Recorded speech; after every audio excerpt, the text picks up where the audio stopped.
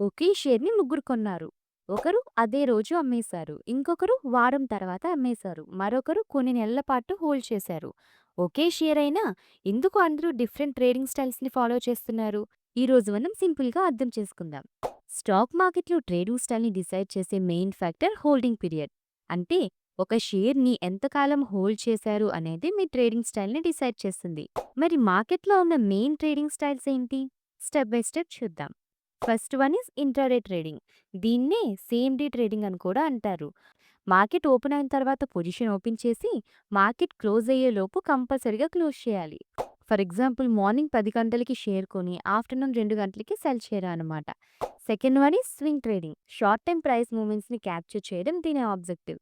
Holding period కొన్ని days నుంచి కొన్ని వీక్స్ వరకు ఉంటుంది. ఫర్ ఎగ్జాంపుల్ మండే షేర్ కొని నెక్స్ట్ వీక్ ప్రైస్ పెరుగుతున్నప్పుడు సెల్ చేయడం. Third one is positional trading. ఈ స్టైల్లో షేర్స్ని కొన్ని నెలల పాటు హోల్డ్ చేస్తారు.